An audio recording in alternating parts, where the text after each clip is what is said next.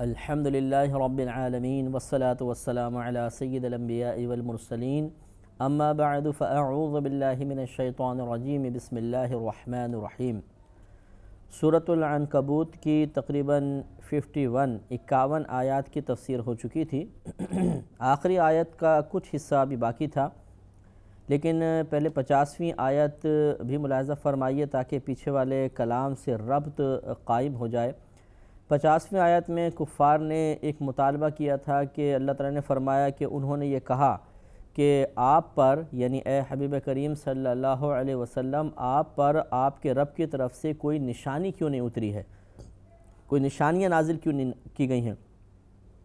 تو اللہ تعالیٰ نے جواب میں ارشاد فرمایا کہ حبیب کریم صلی اللہ علیہ وسلم آپ فرما دیجئے کہ محض نشانیاں تو اللہ کے پاس ہیں، میں تو صرف ایک واضح طور پہ ڈر سنانے والا ہوں۔ گویا کہ کفار نے نبی کریم صلی اللہ علیہ وسلم کی طرف سے ہزارہا معجزات دیکھنے کے باوجود، اور خود نبی کریم کی ذات اقدس سراپا معجزہ تھی، اس کو دیکھنے کے باوجود ایک غیر ذمہ دارانہ مطالبہ کیا، نامناسب مطالبہ کیا کہ آپ کوئی اللہ کی طرف سے نشانی لے کر کیوں نہیں آتے۔ تو نبی کریم صلی اللہ علیہ وسلم نے واضح طور پہ فرمایا کہ نشانی تو تمام اللہ کے پاس ہیں، وہ جب چاہتا ہے حکمت کے تحت نشانیاں نازل فرما دیتا ہے۔ میرا کام اس نشانیوں کو طلب کرنا نہیں ہے، بلکہ میرا کام یہ ہے کہ جب اللہ تبارک و تعالیٰ اپنی مرضی سے کوئی نشانی مجھے عطا فرمائے گا تو وہ میں تم تک پہنچا دوں گا۔ آگے پھر اللہ تبارک و تعالیٰ نے ارشاد فرمایا، اور یہ کفار کے خلاف ایک سوال تھا، ایک حجت قائم کی گئی جس کا وہ جواب نہ دے سکے، اور یہ 51ویں آیت ہے۔ اللہ تبارک و تعالیٰ نے ارشاد فرمایا کہ اولم یکفہم انا انزلنا علیک الکتاب یتلی علیہم، اور کیا یہ انہیں کافی نہیں تھا کہ اے حبیب کریم صلی اللہ علیہ وسلم، ہم نے آپ پر ایک کتاب اتاری جس کی ان پر تلاوت کی جاتی ہے۔ یعنی یہ جو قرآن عظیم آپ پر ہم مسلسل اتار رہے ہیں، اور آپ اس قرآن پاک کو ان کافروں کے سامنے پڑھ کر سناتے ہیں اور بتاتے ہیں کہ یہ اللہ کا پیغام ہے، کیا یہ نشانی ان کے لیے کافی نہیں ہے؟ کیونکہ وہ دور بڑے ہی فصحاء اور بلغاء کا دور تھا، بہترین قسم کی عبارات کی سلاست و روانی، اور بہترین قسم کی قافیہ بندی، اور نثر کے اندر رعایت سجع وہ بہت ہی بہترین انداز سے کیا کرتے تھے۔ اور ایسے وقت میں ایک ایسی ذات، ایک ایسی شخصیت جو 40 سال تک ان کے درمیان رہی اور انہی کی طرح گفتگو کرتی رہی، لیکن 40 سال کے بعد پھر اس کا انداز گفتگو بدلا، اور اس نے ایک ایسا کلام دینا شروع کیا کہ جس کے بارے میں خود ان فصحاء اور بلغاء کی زبان سے بے اختیار نکلا کہ یہ کسی انسان کا کلام نہیں ہو سکتا۔ تو کیا یہ بہت بڑی نشانی نہیں تھی کہ وہ نبی کہ جنہوں نے کبھی کسی استاد کے سامنے زانوئے تلمذ دراز نہیں کیا، وہ شاگرد نہیں بنے، کوئی کتاب نہیں پڑھی، کہیں دور دراز کا سفر طے کر کے کسی اور علاقے میں قیام نہیں کیا کہ یہ گمان ہوتا کہ شاید وہاں کسی استاد سے پڑھ کر واپس آ گئے ہیں، اور پھر اس نبی کی زبان سے ایک ایسے کلمات، اور ایسے جملے وہ سن رہے ہیں کہ جن کی نظیر پیش کرنا ممکن نہیں ہے، جیسے کہ قرآن کا چیلنج تھا۔ تو یہ نشانی بہت بڑی نشانی تھی، اور ان کو اس نشانی کو تسلیم کر لینا چاہیے تھا، اور یہی دعوت قیامت تک کے ہر غیر مسلم کے لیے ہے کہ کیا اسلام کے حق ہونے، مسلمانوں کے درست ہونے، اسلام کے صحیح مذہب ہونے پہ کیا اتنی دلیل آپ کے لیے کافی نہیں ہے کہ یہ قرآن عظیم اللہ تبارک و تعالیٰ کا وہ کلام ہے جس میں 1500 سال کا عرصہ گزر جانے کے باوجود ایک حرف کی بھی تبدیلی نہیں ہوئی۔ یہ وہ عظیم کتاب ہے کہ جس میں تبدیلی کی کوئی گنجائش نہیں، یعنی اجتماعی طور پہ کبھی اس میں تبدیلی واقع نہیں ہو سکتی۔ یہ ہو سکتا ہے کہ کوئی ایک آدھ اپنے پرنٹنگ پریس میں قرآن پاک کو معاذاللہ غلط سلط کر کے چھاپ دے، لیکن وہ غلطی کبھی قائم نہیں رہ سکتی ہے۔ جیسے ہی کسی حافظ کے سامنے پڑھی جائے گی، بلکہ ایک عام مسلمان بھی پڑھے گا جو عربی دان نہیں ہے، پھر بھی وہ فوراً اس کے دل میں یہ خیال آئے گا کہ یہ غلط عبارت ہے، کچھ سلاست و روانی منقطع نظر آ رہی ہے، اور اجتماعی طور پہ تو قرآن میں تبدیلی ممکن ہی نہیں ہے۔ پھر کیا یہ قرآن عظیم کے روح سے ایک بہت بڑی نشانی نہیں ہے کہ یہ عظیم کتاب جس کی تقریباً 6666 آیات ہیں، یہ ہم مسلمانوں کے چھوٹے چھوٹے بچوں کے سینے میں محفوظ ہو جاتی ہے۔ کوئی بھی اپنے مذہب کی ایک کتاب پیش کر کے بتائے جو ان کے مذہب کے کسی بچے کو یاد ہو، انشاءاللہ نہیں پیش کر سکتا۔ لیکن مذہب اسلام ایک ایسا کامل ترین مذہب ہے، اور چونکہ یہ حق مذہب ہے اور یہ قرآن عظیم واقعی اللہ تبارک و تعالیٰ کی کتاب ہے، لہٰذا ہم یہ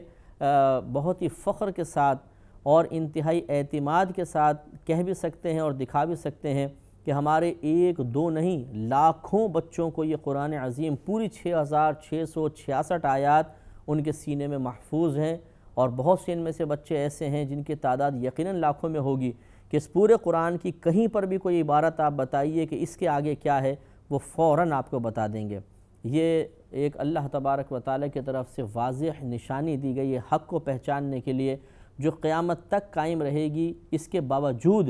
اگر کوئی یہ کہتا ہے کہ جی مجھ تک ہدایت نہیں پہنچی، میں غور و تفکر نہ کر سکا تھا اور مجھے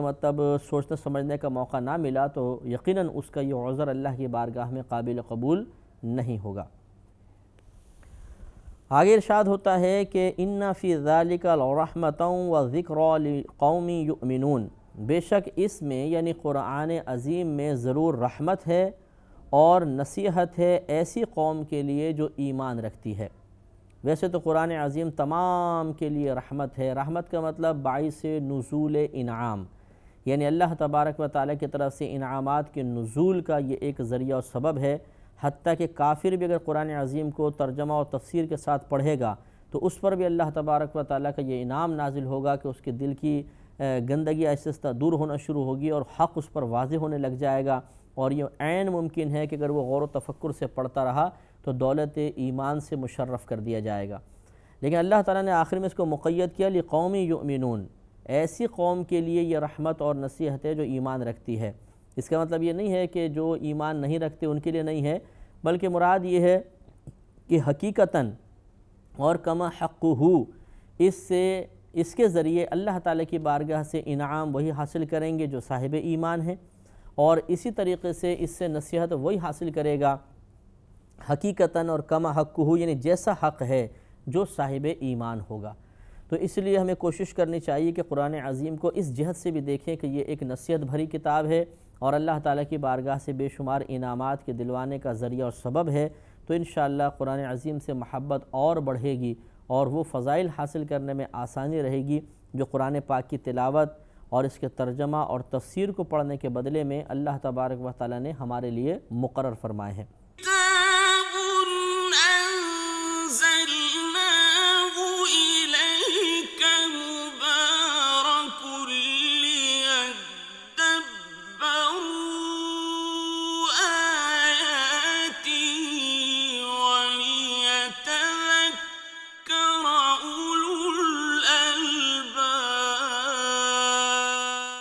آگے ارشاد ہوتا ہے کہ قُلْ كَفَىٰ بِاللَّهِ بَيْنِي وَبَيْنَكُمْ شَهِيدًا،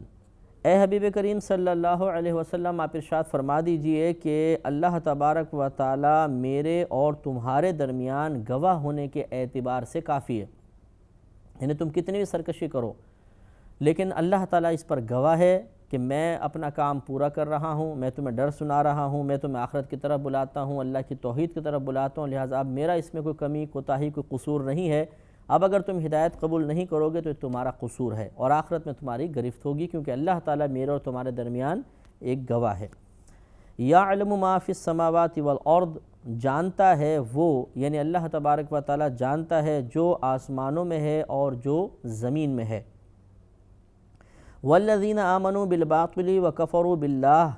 اور وہ جو ایمان لائے باطل پر اور انکار کیا انہوں نے اللہ تبارک و تعالی کا، اولئک هم الخاسرون، یہی لوگ خسارہ اٹھانے والوں میں سے ہیں۔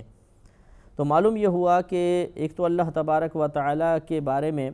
پہلے نبی کریم نے دعویٰ فرمایا اور یہ اللہ نے حکم دیا کہ آپ یہ دعویٰ کیجئے کہ تمہارے اور میرے درمیان اللہ تبارک و تعالی گواہ ہے، اور یقینی سی بات ہے گواہ وہی ہوگا کہ جو باقاعدہ ملاحظہ فرما رہا ہو اور تمام جو معاملہ ہے جس کی وہ گواہی دینے والا ہو اس کو وہ اچھی طریقے سے جانتا ہو۔ لہٰذا آگے بیان فرمایا کہ یعلم ما فی السماوات والارض، اللہ تبارک و تعالیٰ جو آسمانوں میں ہے اور زمین میں ہے سب کو جانتا بھی ہے، لہٰذا وہ گواہ بھی ہوگا۔ اور پھر آگے کچھ خسارہ اٹھانے والوں کی نشانی بیان فرمائی کہ والذین آمنوا بالباطل، اور وہ لوگ جو باطل پر یقین رکھتے ہیں، ناحق پر یقین رکھتے ہیں، وَكَفَرُوا بِاللَّهِ، اور اللہ تبارک و تعالی کا انکار کرتے ہیں، اولئک هم الخاسرون، وہی لوگ گھاٹے میں ہیں، خسارے میں ہیں۔ اللہ کا انکار کرنے کا مطلب ایک تو یہ ہوتا ہے کہ ہم اللہ کے وجود کو ہی نہیں مانتے، لیکن یاد رکھیں کہ کفار قریش اس کے منکر نہیں تھے، وہ باقاعدہ اللہ تبارک و تعالیٰ کے وجود کا اقرار کرتے تھے۔ جیسے انشاءاللہ بھی موقع ملے گا، اگر میری زندگی رہی تو اگلی آیات خود بتائیں گی کہ اللہ تعالیٰ اپنے حبیب سے فرمائے گا کہ ان سے پوچھئے کہ تمہیں رزق کون دیتا ہے، تو یہ کہیں گے کہ اللہ تعالیٰ۔ پھر ان سے پوچھئے کہ کون آسمان سے پانی نازل فرما کے زمین کو زندہ کرتا ہے، تو یہ ضرور کہیں گے کہ اللہ تعالیٰ۔ تو وہ لوگ بھی اللہ پر ایمان رکھتے تھے اس اعتبار سے کہ وہ مانتے تھے کہ ہمارا خالق اللہ ہے، ہمارا رازق اللہ ہے، لیکن ان کی غلطی اور کوتاہی یہ تھی کہ انہوں نے اللہ تبارک و تعالیٰ کا قرب حاصل کرنے کے لیے بتوں کی عبادت کو وسیلہ بنا لیا تھا، اور یہ سب سے بڑی غلطی تھی ان کی کہ انہوں نے شرک کا سہارا لیا کہ اس شرک کے ذریعے شاید ہم اللہ تبارک و تعالیٰ کی رضا کو حاصل کرنے میں کامیاب ہو جائیں گے، اور نبی کریم صلی اللہ علیہ وسلم کا انہیں یہی سمجھانا تھا کہ تم صرف ایک اللہ کی عبادت کرو اور باقی سب کو چھوڑ دو، ترک کر دو۔ لہٰذا ابھی جو فرمایا کہ کفروا باللہ، اور وہ جو اللہ تعالیٰ کا انکار کرے، تو اللہ کا انکار تو وہ نہیں کرتے تھے، اس کا مطلب ہے کہ اگر کوئی نبی کریم صلی اللہ علیہ وسلم کی رسالت کا انکار کرے گا تو وہ اللہ کا ہی انکار کرنے والا ہے۔ اگر کوئی قرآن عظیم کے آسمانی کتاب ہونے کا انکار کرے گا تو دراصل وہ اللہ تعالیٰ کا ہی انکار کرنے والا ہے۔ خلاصہ کلام یہ ہے کہ جن چیزوں کو اللہ تبارک و تعالیٰ نے ایمان کی قائم رہنے کے لیے بنیاد قرار دیا ہے، جیسے اللہ کی وحدانیت، اللہ کی ذات و صفات کو ماننا، انبیاء علیہ السلام، آسمانی کتابیں، جنت، دوزخ، جن، فرشتے، آخرت، تقدیر وغیرہ کے مسائل، تو یہ ان چیزوں پہ ایمان لانا ضروری ہے۔ تو اگر کوئی ان کا انکار کرے گا، اللہ کو مانتا رہے کہ میں مانتا ہوں اللہ تعالیٰ ہے، لیکن بقیہ چیزوں کا انکار کرے گا تو وہ دراصل اللہ کا ہی انکار کرنے والا ہے۔ یہ اللہ نے یہاں بیان فرمایا کہ اور وہ لوگ جو ایمان لائے باطل پر اور انہوں نے اللہ کا انکار کیا، یہی لوگ خسارہ اٹھانے والوں میں سے ہیں۔ وَيَسْتَعْجِلُونَكَ بِالْعَذَابِ، اور اے حبیب کریم صلی اللہ علیہ وسلم یہ آپ سے عذاب کی طلب میں، عذاب کے آنے کے لیے جلدی کرتے ہیں۔ یہ نضر بن حارث کے حق میں یہ آیت نازل ہوئی کہ جب نبی کریم صلی اللہ علیہ وسلم تبلیغ فرماتے تھے تو یہ بدبخت کہا کرتا تھا کہ تم اپنے اللہ سے کہو کہ وہ جلدی ہم پر عذاب نازل فرمائے، معاذ اللہ کہاں ہے وہ عذاب، کیوں نہیں آتا؟ تو یہ اس کے حق میں نازل ہوئی کہ وَيَسْتَعْجِلُونَكَ بِالْعَذَابِ، یہ عذاب کی طلب میں جلدی کرتے ہیں۔ وَلَوْلَا أَجَلٌ مُّسَمًّى لَجَاءَهُمُ الْعَذَابُ، اور اگر ایک مقررہ مدت نہ ہوتی تو ضرور ان پر عذاب آ جاتا۔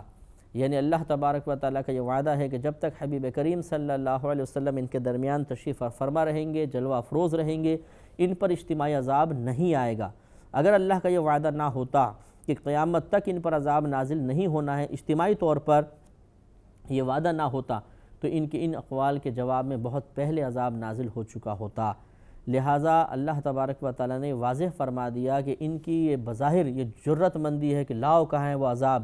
اس کا مطلب یہ نہیں ہے کہ معاذ اللہ اللہ تعالیٰ ان کی اس جرت مندی سے گھبرا گیا اور عذاب نازل نہیں فرما رہا، بلکہ اللہ تبارک و تعالیٰ کی عادت کریمہ ہے کہ وہ لوگوں کے مطالبے پہ کام نہیں کرتا، وہ اپنے کسی فعل کے صدور میں لوگوں کی تمنا کا محتاج نہیں ہے، بلکہ وہ اپنے ارادے کے مطابق جب وہ چاہتا ہے، جیسے چاہتا ہے، وہ عذاب نازل فرمائے، انعام نازل فرمائے۔ اس کے فعل کے لیے کوئی غرض نہیں ہوتی ہے، کوئی اس کے افعال کے لیے غرض ثابت نہیں کر سکتا کہ یوں ہوا، یہ ضرورت تھی تو اللہ نے ایسا کیا۔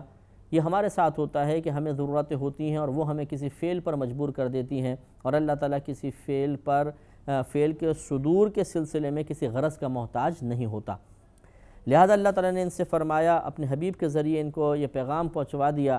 کہ اگر ایک مقررہ مدت پہلے سے طے شدہ نہ ہوتی تو ضرور تم پر عذاب آ جاتا۔